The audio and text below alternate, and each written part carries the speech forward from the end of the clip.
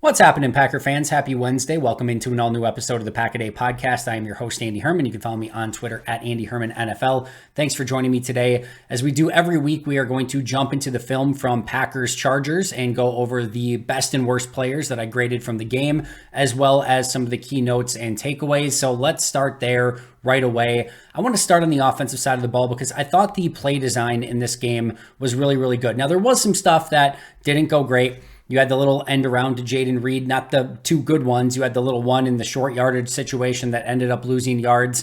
You had a flea flicker where Ben Sims runs into A.J. Dillon and they don't even get the flea flicker back to Jordan Love on the play.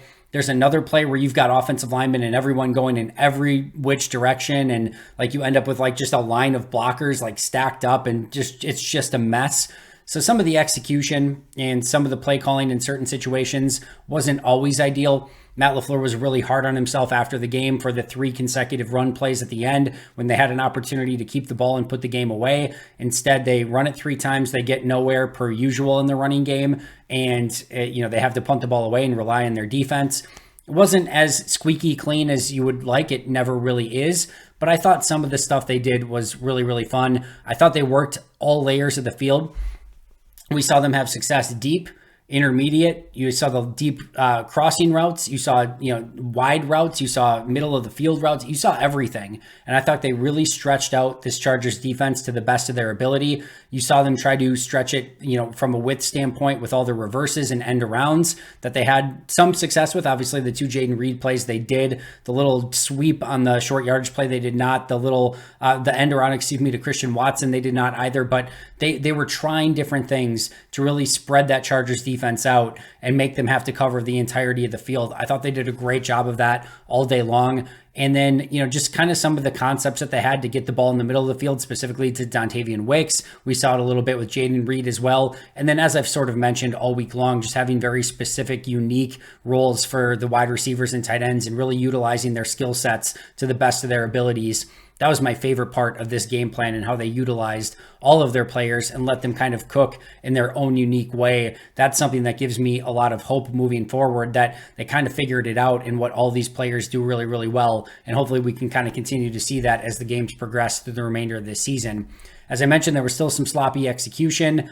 It still is, it's like I said, it's never as perfect as you want it to be, but liked everything except for the run game. And that's, I think, one of the key takeaways here as well. The Chargers defense, and specifically their defensive front, is not good. This is one of those, like, if you can't run in this game against this team, I don't know when you can. It's to that level. This is a completely inept rushing attack. Now, they did get a couple things on the end arounds and reverses going, which credit to them for finding ways to be creative and still get yardage by handing the ball off. That's something. But you look at the actual running backs throughout the course of this season, Aaron Jones, A.J. Dillon, both averaging under 4 yards per carry this year. That to me has nothing to do with Jones and Dillon for the most part. That is to me the blocking and the lack thereof up front. This offensive line cannot get movement. They are disjointed. They are all over the place. They are not hitting their landmarks. It is ugly football when it comes to running the football. And that has to change and it has to get better. And one of my biggest things that I'm excited about from a Jordan Love standpoint is he has navigated this entire season in a pretty darn positive way without any ability to run the ball. And also with playing from behind quite a bit on the year too. Imagine Jordan gets a defense that he's not always playing from behind. And imagine he gets a running game where he can lean on that and have a better play action passing attack as well. To me, that is really a reason to be positive about Jordan because he's navigated the season without either of those things. There's been a lot that's been placed on Jordan's plate, if you really think about it, through the course of this year in his first year as an NFL starter, not to mention the inexperience that he has at all the positions surrounding him. So this has to get better from a running game standpoint. I don't think it's going to happen this year. I don't think all of a sudden that you're just going to look at this offensive line and be like, wow, all of a sudden they're mauling people. Don't expect that to be the case at all, but it has to get better. And I still thought, as fun and as exciting as this passing game was, throughout a good chunk of this game, the running game remains an unmitigated nightmare, as it really has been all season long. From a defensive standpoint, I'll stick what I said to Perry and Alex and what I said to Justice the other night. this to me is a defense that got lucky with all the drops, the fumble that was caused by Kenny Clark, but the stumble, I think, led to it a little bit.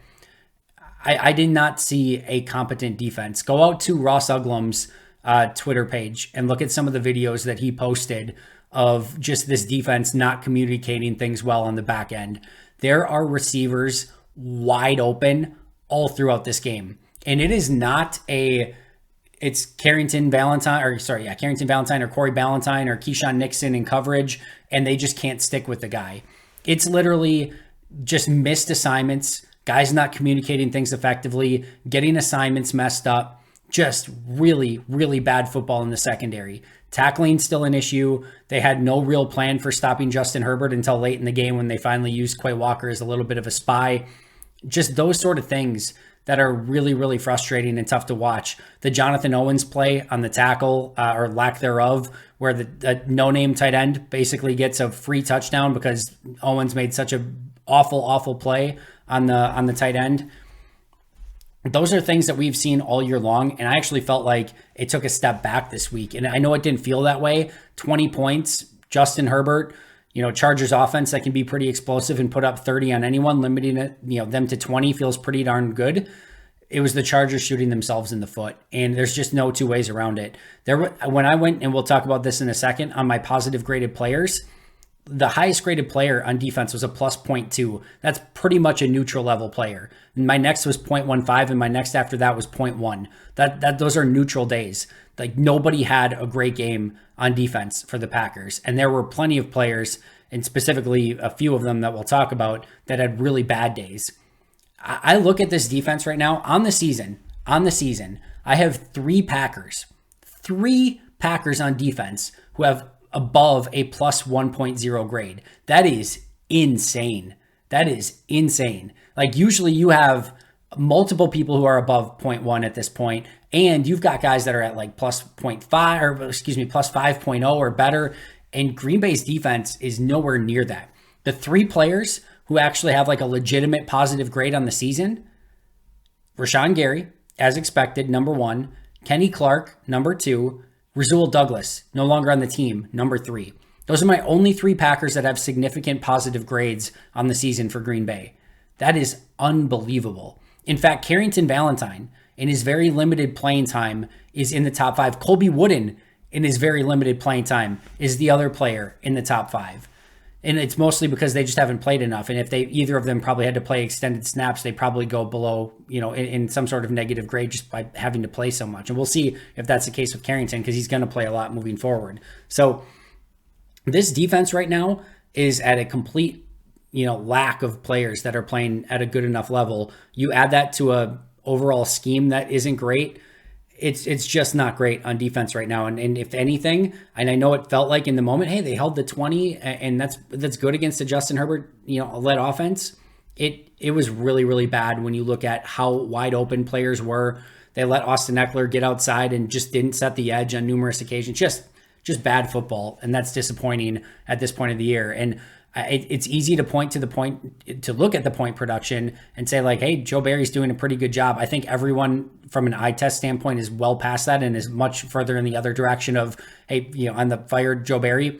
I'll always say it. I'm not rooting for anyone to lose their job. I would love if Joe Barry just somehow became a Hall of Fame defensive coordinator tomorrow and, just all of a sudden dominates and for the rest of his career. That'd be fun. I'd prefer that. But I see a lot of issues with this defense, and it's not just Joe Barry, to be totally clear. It is a lot of things, including the level of talent and the way players are playing. It's just not good enough, and it needs to get a whole heck of a lot better. I could say a lot of the same things about the special teams. Anders Carlson's going through a little bit of a rough patch right now from an inconsistency standpoint. The long snaps have been a little bit high on a couple different occasions. You've got, Dallin Levitt having multiple penalties, and he's no longer with Green Bay. And Matt LaFleur said it had nothing to do with the penalties. I kind of have a hard time believing that. But either way, you've got two big penalties to start the game. This special teams in Rich Bisaccia's second year has not taken a step forward. In fact, I would argue that it's taken a pretty decent step backwards. That's disappointing as well. You will get some positive returns from Keyshawn Nixon, Jaden Reed, but not enough to make up for some of the other stuff that's going wrong.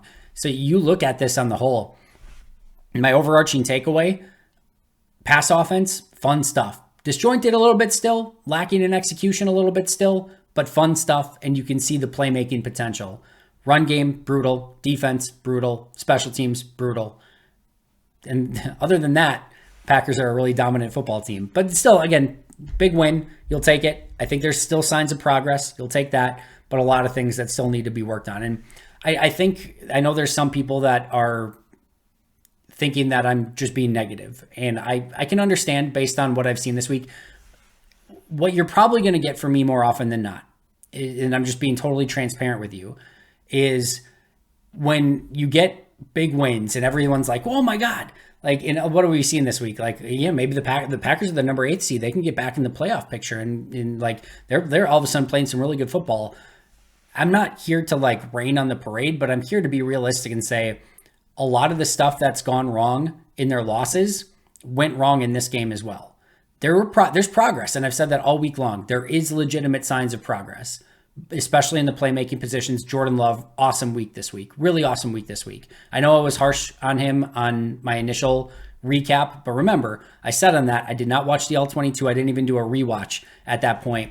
When I talked to Perry and Alex, I at least did the rewatch, but I did not do the All-22. I was very impressed with Jordan in this game, and I think this was a really solid performance from Jordan, something to really be excited about.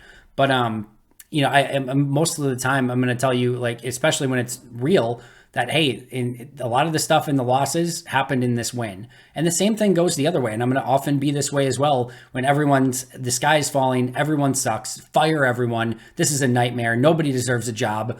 I'm going to mostly tell you, like, hey, there's a lot of positives that you can take away from those games as well. And what you want to try not to do, and I recommend this for anyone, not just somebody that's analyzing it or, whether you're a fan, whatever level you're on, is the highs are very rarely as high as you think, and the lows are very rarely as low as you think. And that's more of where I'm at this week. Is it's a good win. I love the fact that they found a way to pull out this victory. The comeback drive, I know they were aided by a Dontavian Wicks pass interference call, but like the comeback drive to go down the field and score the game-winning touchdown, and beautiful throw to Romeo Doubs, big-time catch from Romeo. That's good stuff. That's learning how to win in this league. That is big-time positives that you can take away. And even for the defense, right? Justin Herbert gets the ball back on that final drive. And one thing I will give the defense a lot of credit for, that, and maybe I should have said this earlier this week, but that final drive, I know you do have the drop pass by Quentin Johnston, and you do have to do that. But like they came up with some big plays too, including the big, knock away from, Kenny Clark at the end of that game, and they still held on to the lead. Would it have gone the same way if Quentin Johnston comes up with that pass? Maybe not. Probably not. But give whatever credit you want to give, but there were still a lot of hiccups on defense, special teams, run game, but good stuff from the passing offense. So at least there's that. All right, top 3 grades this week, and this is where we get to talk about the big-time positives. Number 1 on my list, Jordan Love, plus 1.25 grade. Really liked this game from Jordan. Thought he navigated pressure, navigated the pocket, eyes downfield. You watched JT O'Sullivan, and I don't know if he's done the Jordan Love episode this week. I don't think so, because usually I probably would have seen it or heard about it. But he talks a lot about Jordan, kind of getting a little bit clicky with his feet and not always. I thought he played with a much wider base this week, and I thought he stayed on platform much better in this game. And I thought you saw the accuracy sort of be married with that, as it often is. I thought that was a positive from Jordan. He bent a couple balls. Go to Dusty Evely's Twitter page and watch him. There's a throw that he like bends around the defender and has this awesome completion down the middle of the field. Multiple throws that I put out there on my Twitter feed that you can see. Just some big time stuff from Jordan Love. Again, navigating the pocket, eyes downfield, multiple arm angles, better accuracy, better platform, better footwork. Awesome game from Jordan. Could he have hit the play to Musgrave? Yeah. Could have hit the play to Musgrave. Would you have liked to seen that? Yeah. Could he have put a better ball to Romeo Doubs down the field than the one that was incomplete? Yeah. Could have put a better ball to Romeo. Maybe get another explosive. But overall, much more efficient. No throwing turnover-worthy plays. You had the strip sack, which I didn't put on Jordan, that he's going to throw, and he gets the ball knocked away because Rasheed Walker got beat on the play. I think it was Walker. Got beat on the play. That's not Jordan. And then he did have the one bobbled snap. He recovers it right away. Mostly no harm, no foul from a turnover-worthy play standpoint. But Overall, no turnover worthy throws from an interception standpoint. Solid game for Jordan, really positive takeaways, and continues to trend in the right direction. Romeo Doubs plus 0.85. You obviously get the game-winning touchdown, not only plucks it out of the air, like aggressively plucks it out of the air and goes and gets it. That's a fun play. I thought he had some strong hands in a couple other situations where he threw some, kind of contested comeback throws to Romeo, and he came up with those. I like the route running. I loved everything about Romeo in this game. And I know Dontavian Wicks and his big run after catch and Jaden Reed with all the stuff he did in this game are going to get like the big wow takeaways. I thought Romeo was a little bit more consistent throughout the course of this game and just played a really clean game overall. And again, had the game-winning touchdown catch, which is why he graded a little bit higher. But number 3 on my list, Jaden Reed plus 0.8. Really fun day from him. I thought the reverse that was not the touchdown was a lot harder, and he navigated things better and just had that extra gear that you love to see. And then on the one where it was a touchdown, just blocked up really well, but he showed off his speed and athleticism on that play as well. Multiple catches down the field, just all over the place from Jaden. Also had a block on Khalil Mack that was really fun. Really great day from Jaden. And, again, I thought a couple of the big plays for Jaden were a little bit more blocked up and not easy, but there for Jaden than maybe it was for Romeo, which again is why Romeo just graded ever so slightly higher. But really great days for Love, Doubs, and Jaden Reed on offense. Bottom 3 graded offensive players are going to be some familiar names. Josh Myers, negative 0.55. John Runyon Jr., negative 0.25. And Yash Nyman, negative 0.15. Rashid should be over Yash at this point. To me, it's done. It's over. End the Yash stuff. Rashid had a really great game. We'll talk about him in just a second. Easily was better than Yash in this one. Yash has been as inconsistent, if not more inconsistent than Rashid. No more upside there for Yash. There is some upside for Rashid. Yash isn't under contract. Rashid is. It's hard to point to anything that Yash does better at this point. I think he's maybe slightly better as a run blocker, but he's not great as a run blocker either. I would totally go with Rashid over Yash at this point. John Runyon Jr., I'm also on the, hey, it's time for Sean Ryan bandwagon. I do think Runyon has been slightly better these past couple weeks. That said, he's still graded in the negative these past couple weeks, so it's still not great. But there are plays on tape where it's like he forgot how to play football, and it is so frustrating because, as I've said numerous times, I thought 2 years ago he was really good. Last year was bad, but it wasn't awful. This year's been pretty freaking awful. In a contract year of all seasons, I don't get it. This is, I don't think there's coming back from this for him, meaning, if you didn't put your best foot forward in a contract year, and maybe he's banged up with something and he's just not letting it on or whatever. Who knows? These are human beings and there could be other stuff that's going on. I don't know. But it has been a significant decrease from a couple of years ago. And again, I have a hard time believing it's all of a sudden going to bounce back. And as I mentioned to Justice the other day with Josh Myers, there have been, I've tried to look at Josh under a new lens after, Goody and, Stenovich have said he's playing the best football of his career. I just can't get there. The run blocking is brutal. The pass pro, there's multiple plays where just almost falling on his face. I can't anymore. I'm done. I can understand why they want to keep him as the starter at this point. And Justice and I talked about this the other day. I don't know that there's a better option to go with. Putting Zach Tom at center just to get Yash Nyman on the field doesn't do anything for me. You could arguably go with Sean Ryan at right guard and have Runyon and Myers fight out at center. Maybe give Runyon some snaps at center to see if maybe something clicks there. You could try that. I just don't know how many good options you have. So I think Myers is within your top 5 right now on the offensive line, and I probably just keep him at center. But just it's not good enough, and you need to improve that position at some point. My other noteworthy ones on offense, there's a lot of them. Rasheed Walker, plus 0.55 grade. I thought this was his best game of the season. Pass protection was really, really good. Much better, much improved, looked much more on balance, much more confident. Hopefully this is the step that he needs moving forward.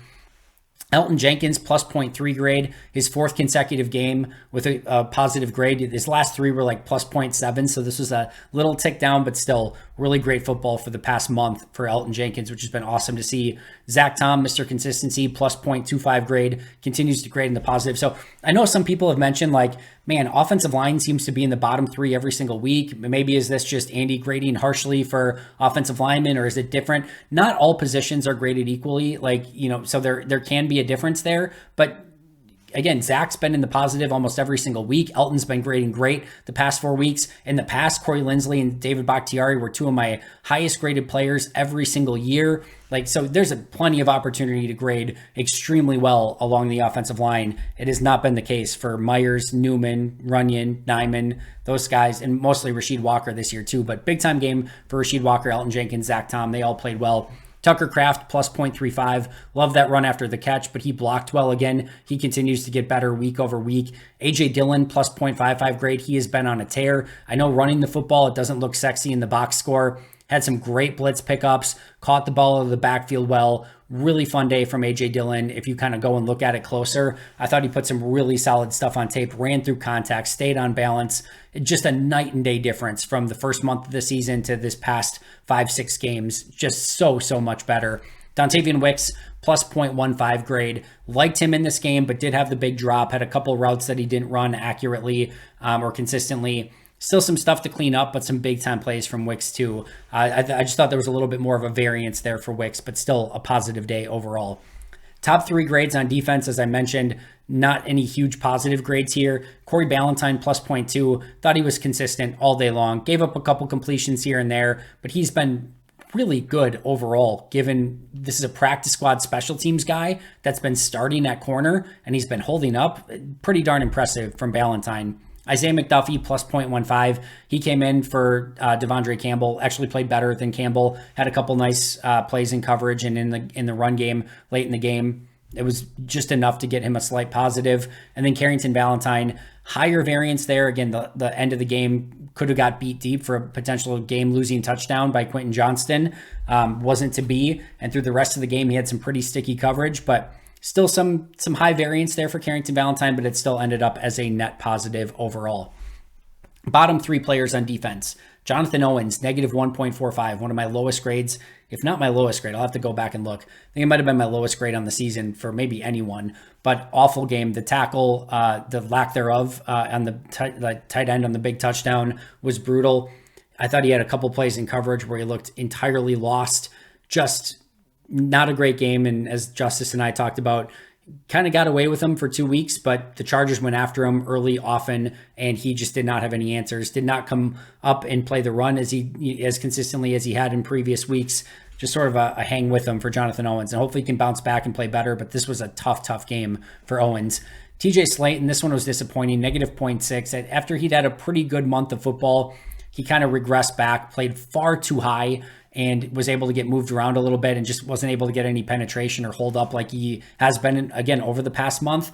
These are the things with Slayton that get frustrating because there will be games where he just goes out and dominates and you can't move him, and he's in the backfield and he's making splash plays and you're like, oh my goodness, this guy can be so freaking good. And then you get games like this where he just, again, his technique, it almost looks like lazy. Again, he's playing way too high, and you're not going to win that way in the NFL.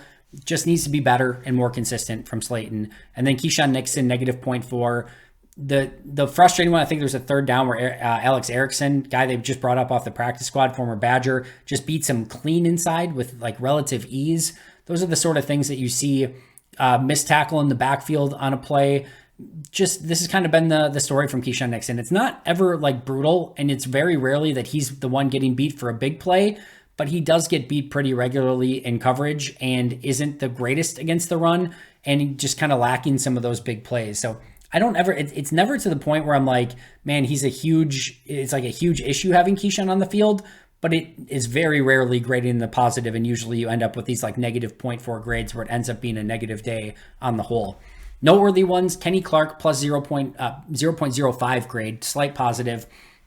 A lot of people ask me, PFF had a huge grade on him this week. It's so funny because I've been higher on Kenny Clark all year than PFF. This week was the one where I had more of a neutral grade and they had an extremely high grade on him. Know that PFF grades like big turnover worthy plays really, really high, which understandable. I do as well. I thought the forced fumble in this one was a huge play in the game. Also had the game ending, batted down pass, 2 monster plays, had 2 plays on the interior where he just beat the center clean. So there's some really good stuff from Kenny Clark on tape in this one. I also thought there's about 40 snaps somewhere around there where he's just not beating his guy almost at all and just kind of getting stalemated, which is why it sort of averaged back out to a slight positive grade rather than the huge positive grade that PFF had on him this week. But you want to talk about impact plays, Kenny was about the only one that came up with them this week for the Packers defense and when they really needed it most. So if you want to give Kenny a huge grade in this one, just based on that alone, I get it. I'm there. I totally understand it, but it just evened out a little bit more for me. Karl Brooks, I know too, a lot of people at PFF had a big grade on him. The sack was an awesome play, right? Beats the guard clean, turns the corner, chases down Justin Herbert, makes the sack. Just a beautiful chef kiss teaching tape play from Karl Brooks. Love Karl Brooks. He's going to be a really good player. It's sort of the same thing. One big flash explosive play, had a couple other decent plays, but a lot of just getting stalemated at the line of scrimmage as well through the vast majority of the rest of his playing time on the field. That's why it just kind of evened out a little bit more for Karl Brooks for me. But both had some big time plays in the game and certainly are deserving of recognition for coming up with those big plays in a game where the defense really struggled to come up with any big time plays. All right, so that is it for my notes and review and grades. Top 3 offensive players, really quick one more time. Jordan Love, Romeo Doubs, Jaden Reed. Bottom 3, Josh Myers, John Runyon Jr., and Yosh Nijman. Top 3 on defense, Corey Ballantyne, Isaiah McDuffie, and Carrington Valentine. Bottom 3, Jonathan Owens, TJ Slayton, and Keyshawn Nixon. Shout out to our Hall of Fame and All-Pro members, Most Hated Minnesotan, PJ Wynn, John Wild, Shea Brodad, Arnoldo Espinoza, Jennifer Wright, Boom Handle, Donald Lee, and Lori Lord. If you haven't checked out Pack-A-Day Podcast memberships yet, maybe do it. That'd be great. I'd love it.